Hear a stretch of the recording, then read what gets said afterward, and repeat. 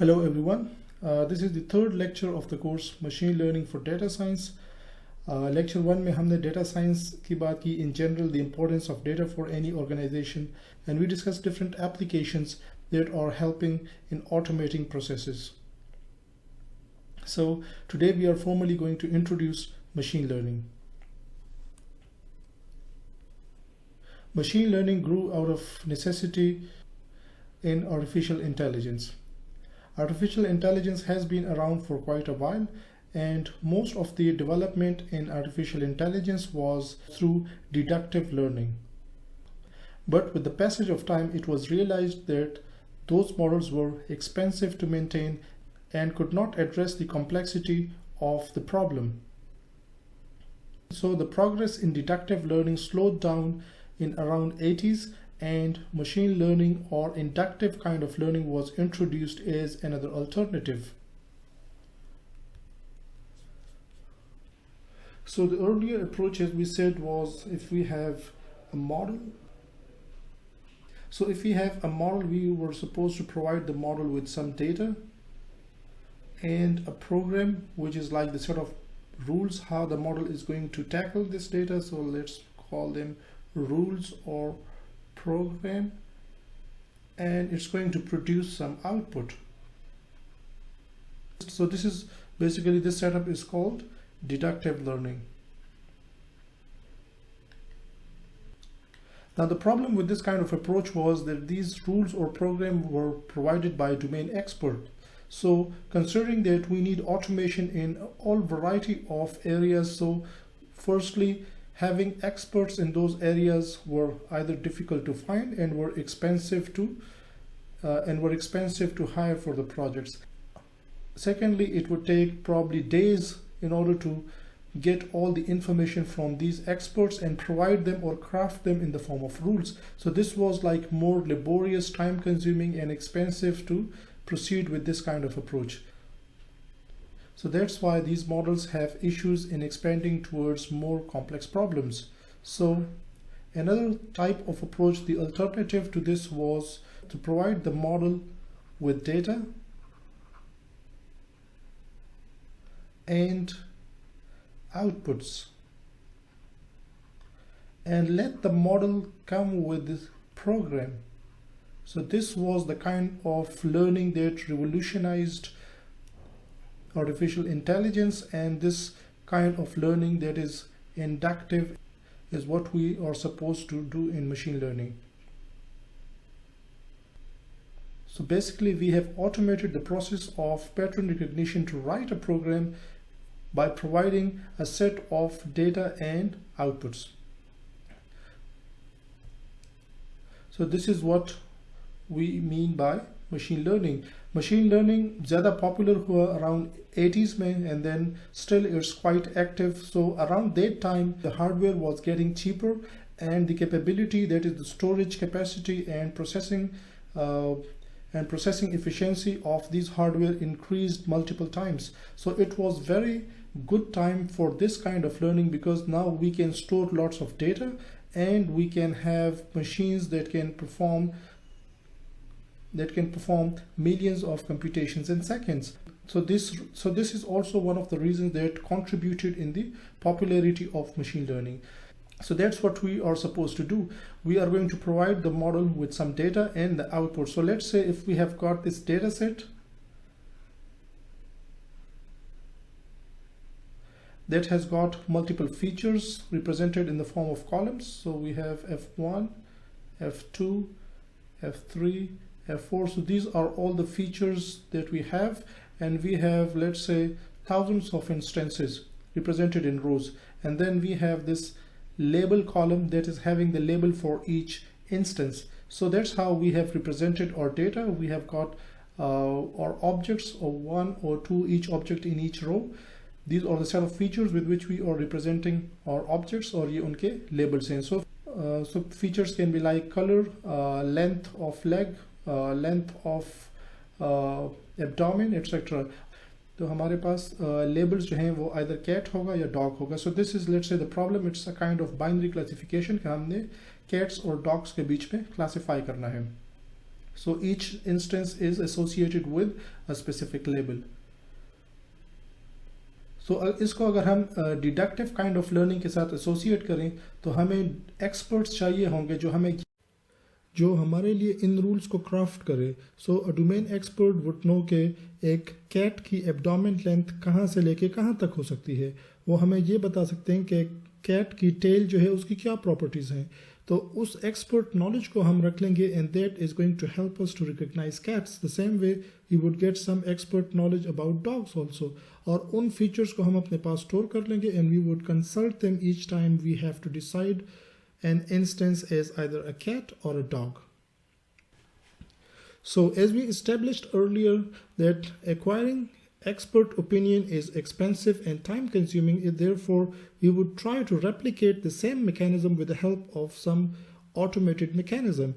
So as there is already a pattern of features that helps to differentiate between cats and dogs, so is it possible to come up with those rules automatically? So for example, if f1 has a value that ranges between 0 and let's say 3, and we have seen throughout the data that whenever the value of f1 is less than 1, most of the time the label is cat. So we can associate this with cat, that for f1 value that is from 0 to 3, when the value is in this range 0 and 1, then that is most of the time a cat. And if the value is greater than 2, then it's mostly a dog. So it may not be 100% of the time, but if this rule satisfies most of the time, then this is good enough to be preserved as a rule. So for example, if we have identified such patterns, we can preserve them as what we call the model has learned something about the problem, and then using that learning we can help to decide the label for an unseen instance. So let's say if we have got this instance for which f1, f2, f3 and f4 has got certain values over here, and we don't know what the label is, so we are going to compare what the value of f1 is. So as we have already established a rule for f1, so let's say if that value is 2.5, so this does not confirm that it's a dog, but it makes the case for dog very strong, because we have established over here that most of the time when the value is greater than 2, then it's a dog. So this is going to be very much in favor of the dog. The same way we are going to have a value of for f2, and we would have certain rules like this for f2 also, and then 3 and 4, and then we would aggregate all that and see collectively which case is the stronger. Is it more towards the cat or towards the dog? So for example, if the model says 60% of it looks like the cat while 40% looks like it's a dog, so we are going to decide our case in favor of the cat. Most of the time our unseen instances are going to be decided like this. There will be hardly any case when an instance would be very close towards a cat or a dog. For example, 99% it's like a cat and 1% like a dog. So this is like a very definite case. It has very high probability for the cat, but most of the time when the instances are difficult to classify, we are going to have a little difference between the two, and we are still going to make our decision based on that. So this is what we call easy examples that are very clearly separable and that have decision is quite easy, while such examples are considered difficult because it has strong properties of both the cat and the dog, but the one in favor of cat are slightly stronger as compared to the others. So that's how we can identify patterns among these features and then use those patterns to classify based on them. Let's have a look at the definition of machine learning. According to Arthur Samuel 1959, machine learning is a field of study that gives computers the ability to learn without being explicitly programmed. So, as we saw in our previous example, we didn't specify to the program what a cat is and what the dog is, so it wasn't explicitly programmed, and still it managed to differentiate between the two. So that is basically automation of the process, which means it satisfies to be a machine learning model. The second definition is by Tom Mitchell in 1998, which is rather more detailed version of it, and it says A computer program is said to learn from experience E with respect to some task T and some performance measure P if its performance on T as measured by P improves with experience E. Let's have another look at this definition. So we basically have three important things to consider, that is experience E, the task T, and the performance measure P. And they are going to specify what the model is learning, how they are learning, and from where they are learning it. Let's elaborate on it further. So the first definition basically refers to the fact that we aren't supposed to explicitly program the computer for a specific task and still it should manage to do it. And that's exactly what we did in our previous example, where we provided the model with all the data and let the model come up with the patterns between the features and the specific labels, and then use that information in order to decide the label for an unseen instance. If we would have done it with the deductive kind of learning, then the experts would have provided such rules that f1 value greater than 2 means it's a dog, f1 value less than 1 means it's a cat, f1 value between this and this means this, f2 value between this and this means this. So all these rules would have been provided by the expert, and then we would have to explicitly program these rules into our computer in order to help it recognize between cats and dogs. But that isn't something that we are doing in machine learning. We aren't crafting these rules and providing them explicitly to our model, and therefore it satisfies to be a machine learning task. The second definition introduces three things: experience E, task T, and performance measure P. So we have to be careful about these three measures in order to observe whether a model is learning anything and if it is learning it effectively. So first of all this data that has got the information about objects, we may have millions of them, and is basically the past experience. This data is what we already have, and we want to utilize this data in order to help a model learn. So all this data can be provided to the model as its experience E, and the model is going to learn from them. So this is the past experience or the past cases, and based on this past data we are going to predict the future. So all the data that we need to train a model is called past experience. Of course, machine learning model learns everything by itself, but it needs the data to be provided to it. So it cannot do anything without experience E. The next thing is to have a defined task. In our case, the task was to classify between cats and dogs. Now we must be very clear about the task, because unlike humans, the machines are going to learn about a single thing or only few things at a single time. So if we compare it to humans, when we are attending this lecture of machine learning, so we are learning about machine learning. At the same time, when there is a knock at the door, so we learn that there is someone. We can also listen to the noise from the background due to a construction work going on. So there are all sorts of information coming towards us all together. We have multiple senses, and through all those senses we are continuously acquiring knowledge in multiple directions. But that isn't the case with computers. In order for machines to learn quickly and effectively, we need to have a very definite task for it.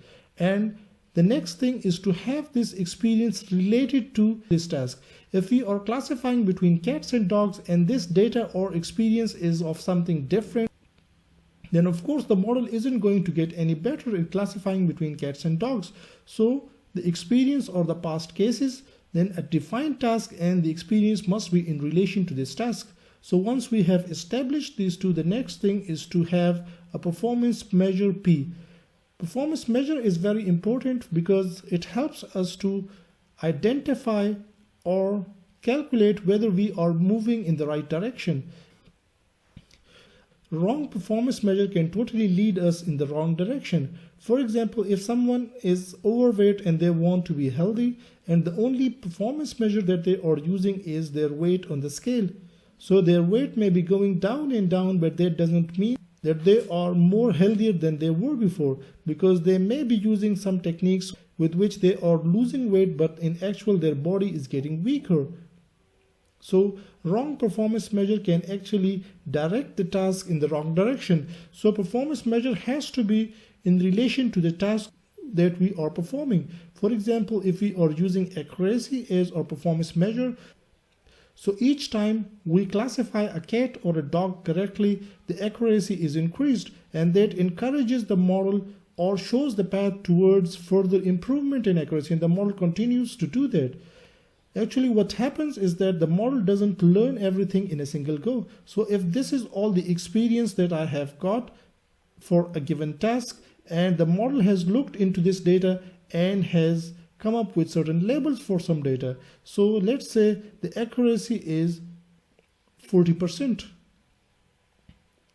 So what the model does is that each time it made the correct decision, it's going to redo the process and try to repeat that as often as possible. So the performance measure is basically helping the model to improve on its current performance. So it would again look into all the data examples and see what it does that led to these 40% of correct decision, and would try to replicate on that and improve on this accuracy measure. If the accuracy goes up to 55%, it will try to do more of such things, and that is basically fine-tuning of the model, and the accuracy will keep on increasing. It will not reach 100%, but a point after which it is acceptable to us, let's say 85% or whatever, is where we are going to stop training the model, and then the model is ready to be used for classifying the test instances.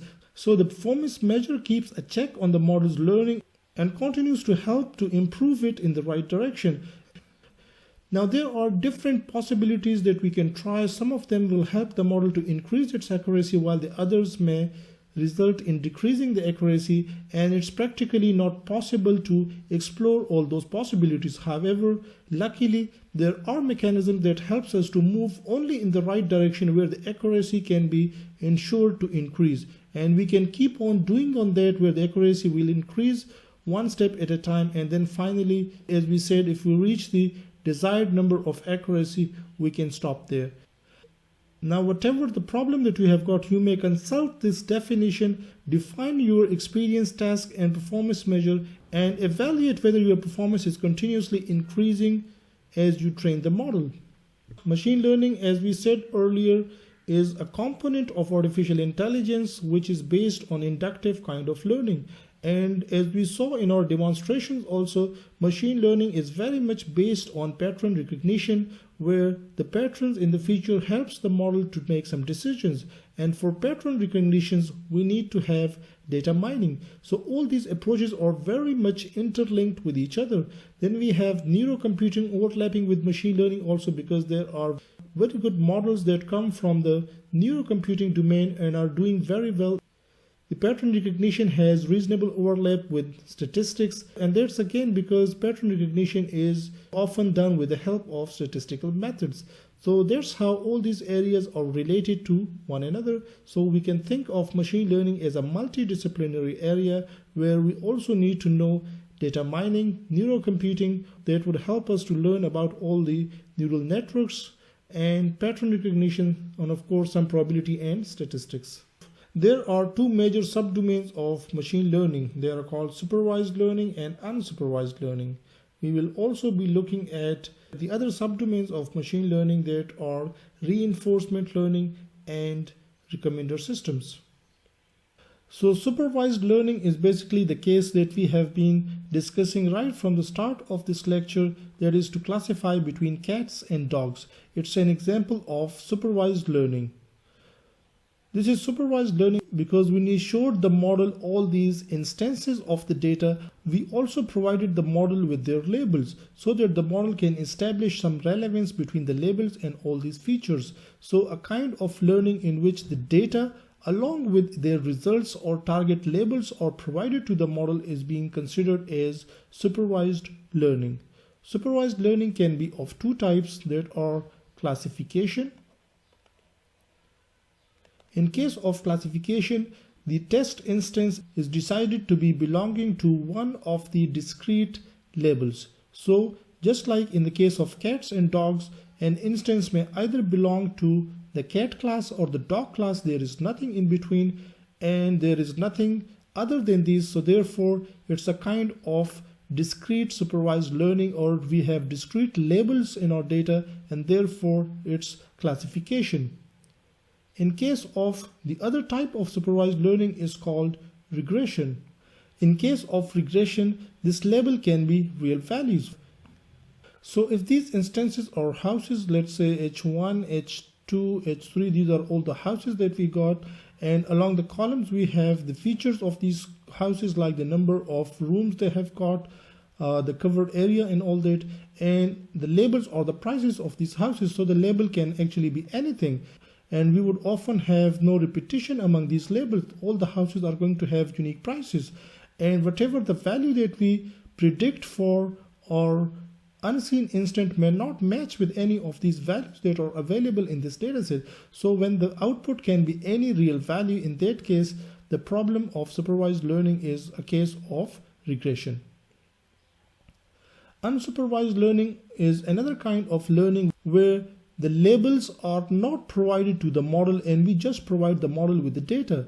Since label datasets are manually crafted, where these labels are manually associated with the data, so we have only limited label datasets, and they are expensive to annotate. So most of the data available are unsupervised. So we can benefit from such data using the unsupervised learning approaches.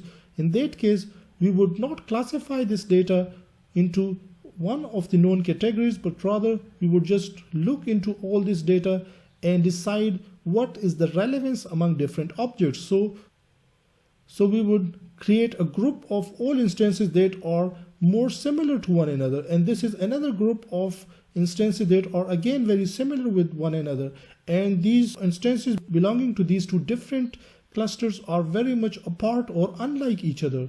So in this case, we do not know what this group of objects represent. We do not know what this group of objects represent. But we know that whatever these objects are, they are very much alike each other. Since we didn't provide these labels, this cluster may be representing all the cats, and this may be representing all the dogs. But since we did not provide the model with the label, so the model does not know what these instances represent.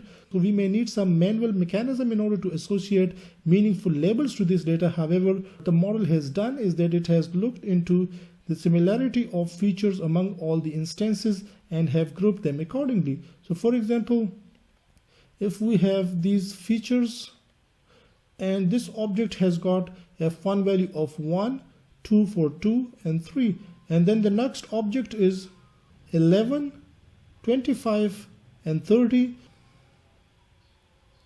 The third object has got a value of 1, 2 and 2. So the model may not know what these two objects are, but it's very evident that they are very much alike each other. So it may possibly put them in a single cluster or a single group.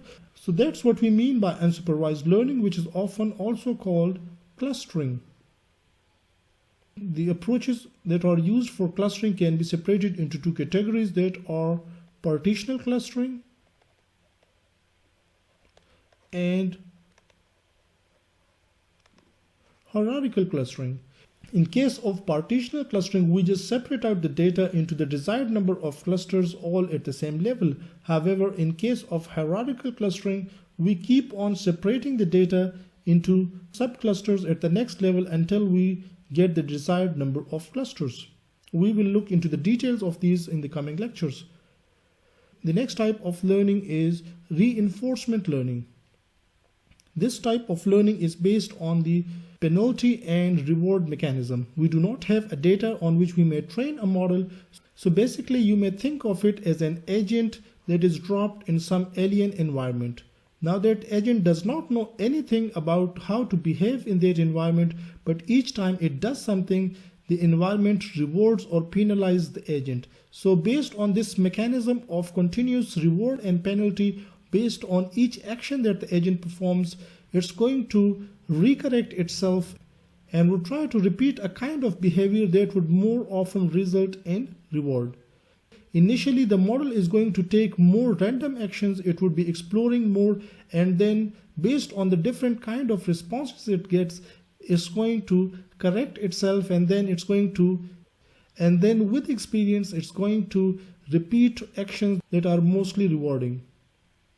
This kind of learning is often used in computer games where we would just start playing a game without knowing any rules about the game, and each time the environment responds with a penalty or a reward, we would try to do the actions that result in reward more often, and that's how we learn about playing the game. We are also going to discuss recommender systems, and that is also based on a kind of learning from all the past data that we have got. However, in case of classification or clustering, we were looking at the big picture. For example, in classification, we just decided the separation between cats and dogs.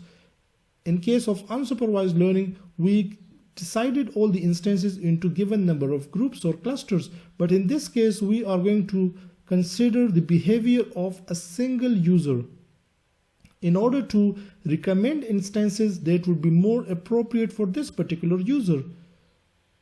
We see such systems used in Amazon, where if you look at a product, the other products that are related and that you might be interested in are shown to you.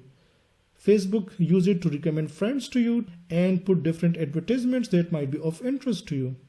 We see this on YouTube, where a list of recommended videos are suggested. So let's say if we have the user data with it also, that these are all the cats and these are all the users that are interested in all these different types of cats and dogs. So then we may recommend a kind of cat to this user who may not have that kind of a cat before but would be interested to have it. So the learning is from the perspective of a single user, and therefore you may also think of it as a kind of personalization. There are generally two types of recommender systems. They are called content-based recommender systems and collaborative recommender system. Again, we would look into the details of these in the later lectures.